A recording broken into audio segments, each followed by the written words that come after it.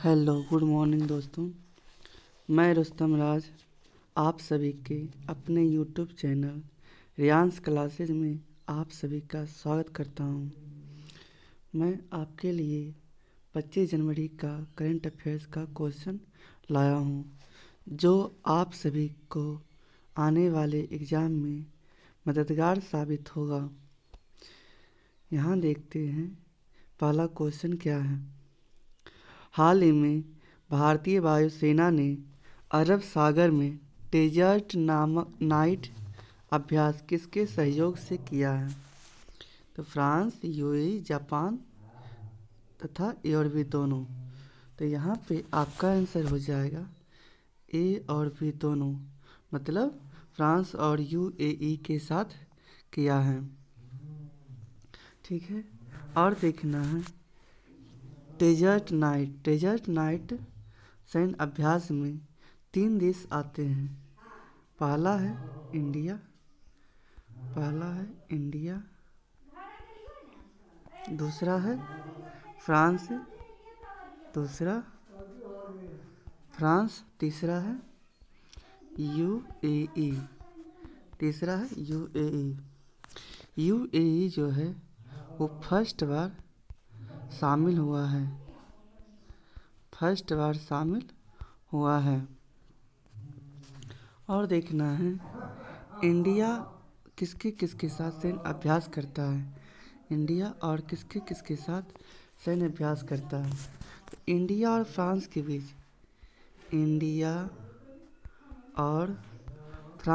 बीच एक होता है वरुण, गरुड़, शक्ति और फ्रिंजिक्स। ये होता है इंडिया और फ्रांस के बीच में। भारत और यूएई के बीच सैन्य अभ्यास जायद, तलवार, डेजर्ट साइक्लोन, ये सब भारत और यूएई के बीच में होता है। भारत और जापान के बीच में जिनेक्स नामक सैन्य अभ्यास होता है। देखते हैं अगला क्वेश्चन। हाल ही में किस देश की सेना ने उन्नत घरेलू ड्रोन अबाबिल 4, अबाबिल 5, अरास, बाबर और करार शामिल किया गया है? तो ये किया गया है ईरान में। ईरान देश में किया गया है। इसमें ये जो है मानव रहित विमान है, मतलब इसमें मानव नहीं जा सकता है। ये जो है अबाबिल 4 और अबाबिल 5, ये निगरानी करने वाला, मतलब ये निगरानी गश्ती लगाने वाला है। जैसे होता है ना पहरेदारी करने वाला, वो पहरेदारी करने वाला है। और अरास और बाबर ये जो है सटीक आत्मघाती पर, कहीं आत्मघाती मिसाइल के नाम से जानते हैं इसको, जो कहीं भी गिरने पर ये फट जाता है। और ये जो करार है अधिक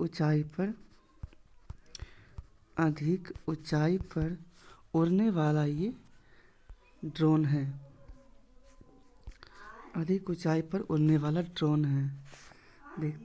और देखना है ईरान की राजधानी कहाँ है। ईरान की राजधानी तेहरान है। और यहाँ पे रामसर स्थान है। यहाँ पे कौन सा स्थान है? रामसर स्थान है। और देखना है नेक्स्ट क्वेश्चन। हाल ही में ऑस्कर 2024 में सर्वश्रेष्ठ डॉक्यूमेंट्री फीचर के लिए कौन सा भारतीय डॉक्यूमेंट्री नामित किया गया है? तो यहाँ पे आपका आंसर हो जाएगा टू किल ए टाइगर। इसमें निशा पाहुजा को इसमें किया है। ठीक है, अब यहाँ देखना है ऑस्कर 2024 की शुरुआत कब हुआ था? तो ये हुआ था 1929 ईस्वी में हुआ था। ये जो है इसका 96वां संस्करण है। निशा पाहुजा का जन्म दिल्ली में हुआ था, जो अब कनाडा में रहती है। अब यहाँ देखना है ऑस्कर पुरस्कार प्राप्त करने वाले पहले भारतीय भानु अथैया थे, जिनको 1983 ईस्वी में गांधी फिल्म के कॉस्ट्यूम डिजाइनर, पोशाक डिजाइनर के लिए इनको मिला था। अब यहाँ देखना है किस भारतीय को ऑस्कर अवार्ड में लाइफ टाइम अचीवमेंट का पुरस्कार प्राप्त हुआ है। तो ये है सत्यजीत रे। सत्यजीत रे, जिन्हें 1992 ईस्वी में लाइफ टाइम अचीवमेंट का पुरस्कार प्राप्त हुआ था। ठीक है, चलते हैं नेक्स्ट क्वेश्चन की ओर।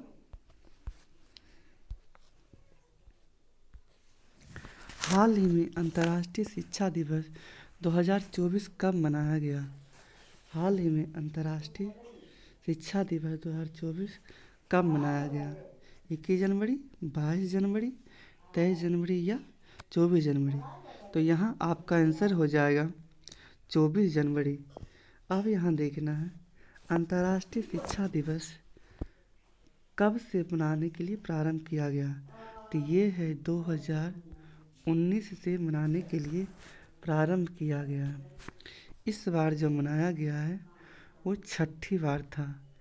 ये जो है 6ठी बार है। और इसका थीम क्या है?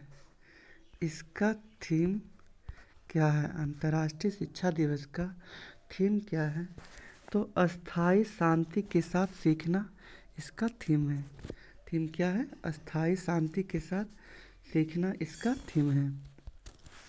और देखना है 24 जनवरी को पहली पीएम मतलब प्रधानमंत्री इंदिरा गांधी बनी थी। 24 जनवरी को ही इंदिरा गांधी पीएम बनी थी। और देखना है 10 जनवरी को विश्व हिंदी दिवस मनाया जाता है, परंतु राष्ट्रीय हिंदी दिवस 14 सितंबर को मनाया जाता है। ठीक है, चलते नेक्स्ट क्वेश्चन की ओर। हाल ही में भारत ने दुनिया का पहला ग्रीन अमोनिया की आपूर्ति के लिए समझौता किससे किया है? जापान से किया है, अमेरिका से किया, ऑस्ट्रेलिया से किया या तो ब्राज़ील से किया है? तो ये किया है जापान से किया है। यहाँ पे देखना है ग्रीन अमोनिया। ग्रीन शब्द अगर आ गया है तो इसका अर्थ होता है स्वच्छ ईंधन होता है, मतलब इसमें प्रदूषण मुक्त होता है। और यहाँ पे देखना है ग्रीन अमोनिया का एग्रीमेंट जो हुआ है इंडिया और जापान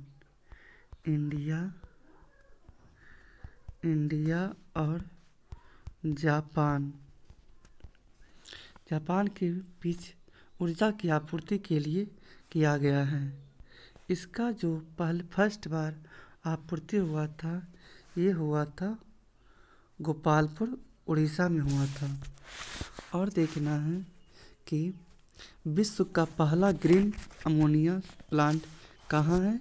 तो ये है बीकानेर, राजस्थान में लगा हुआ है, जो 2021 में लगा था। और देखना जापान के बारे में, जापान में अभी हाल ही में भूकंप आया था और इसकी राजधानी कैपिटल टोक्यो है।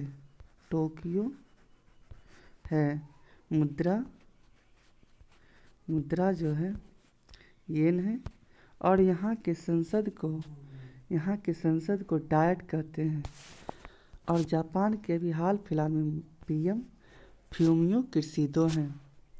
जापान में होक्काइडो द्वीप, होन्शु द्वीप और क्यूशू शिकोया भी द्वीप यहाँ पे शामिल है। ठीक है, और देखना है अगला क्वेश्चन में, हाल ही में X-59 शांत सुपरसोनिक विमान का अनावरण किसने किया है? हाल ही में X-59 शांत सुपरसोनिक मतलब शांत सुपरसोनिक विमान का अनावरण किसने किया है? तो ये किया है नासा ने किया है, नासा ने किया है। यहाँ देखना है शांत सुपरसोनिक X-59 सुपरसोनिक, जो शांत सुपरसोनिक मतलब बिना आवाज़ किए हुए चलने वाला विमान, इसको जासूस विमान भी कहते हैं। इसको नासा ने लॉकहीड मार्टिन कंपनी के द्वारा बनाया है। यह जो X-59 क्वेस्ट मिशन का हिस्सा था, मिशन का हिस्सा है।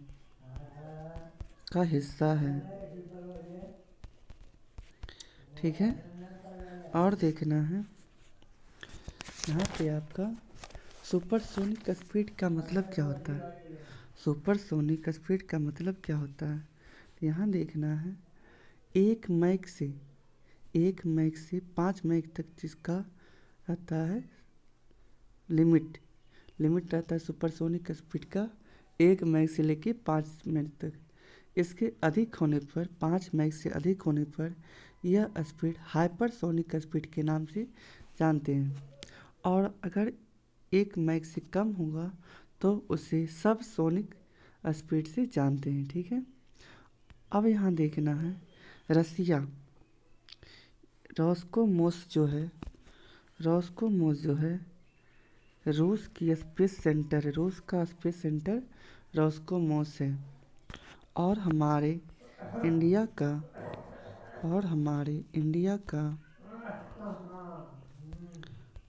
का स्पेस इसरो है। ठीक है। यहाँ पे इसकी स्थापना 15 अगस्त 1969 को हुआ था। इसका मुख्यालय बेंगलुरु में है।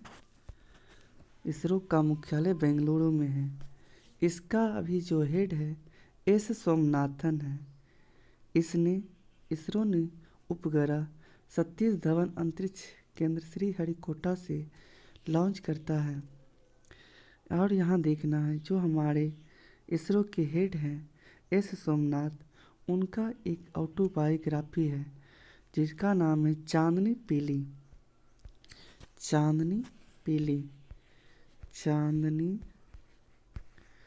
पीली जो है इनका ऑटोबायोग्राफी है। ठीक है। और देखना अगला क्वेश्चन में, हाल ही में भारत के इक्विटी मार्केट ने विश्व में कौन सा स्थान हासिल किया है? तो यहाँ पे देखना इक्विटी मार्केट, यहाँ देखना स्टॉक चेंज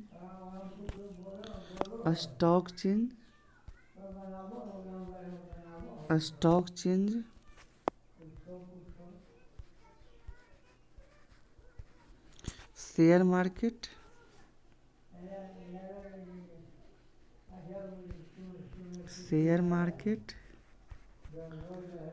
और इक्विटी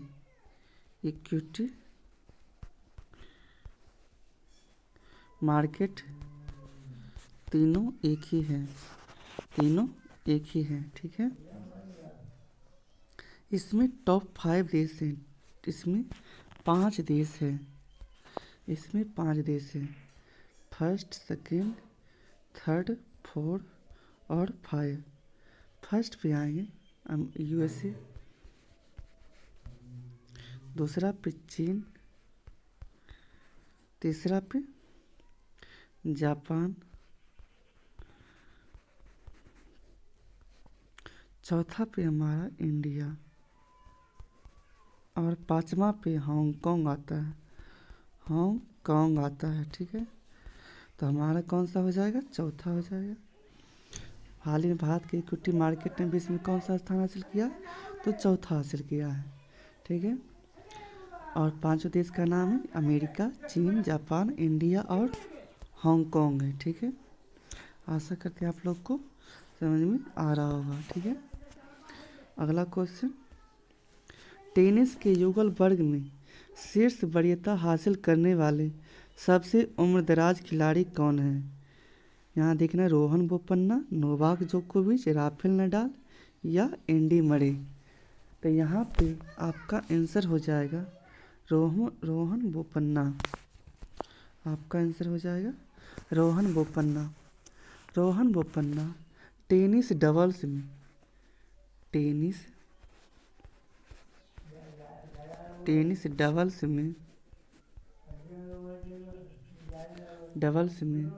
वर्ल्ड में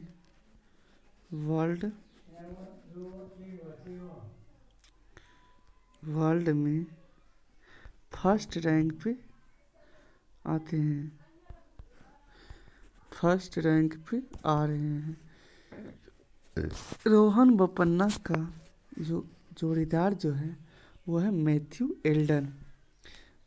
एल्डन जो ऑस्ट्रेलिया के हैं।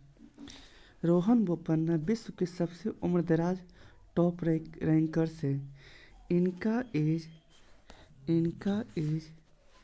43 साल हो गया है। 43 साल हो गया है, ठीक है। रोहन बोपन्ना विश्व कॉफी सम्मेलन जो बेंगलुरु में हुआ था उनके ब्रांड एम्बेसडर भी थे, ठीक है। रोहन बोपन्ना विश्व कॉफी सम्मेलन के ब्रांड एम्बेसडर भी थे, ठीक है। अगला क्वेश्चन देखते हैं। हाल ही में एंटीबायोटिक के अति प्रयोग को रोकने के लिए ऑपरेशन अमृत किसने प्रारंभ किया है? केरल, गोवा, महाराष्ट्र, कर्नाटक। तो यहाँ आपका आंसर हो जाएगा केरल। यहाँ आपका आंसर हो जाएगा केरल। ऑपरेशन अमृत का मतलब होता है ये जो है एंटीबायोटिक दवाई, कोई भी रोग होता था तो डॉक्टर बोलता था कि एंटीबायोटिक का ले लो, जो हमारे शरीर में बहुत नुकसान देता था, ठीक है। इसको रोकने के लिए केरल ने ऑपरेशन अमृत नाम का मिशन चलाया है, ठीक है। अगला क्वेश्चन। हाल ही में बीसीसीआई ने कर्नल सी के Naidu life time achievement award से किसे सम्मानित किया है? रवि शास्त्री, फारूक इंजीनियर, लाला अमरनाथ या ए और बी दोनों। तो यहाँ आपका आंसर हो जाएगा ए और बी दोनों। यहाँ जो है बीसीसीआई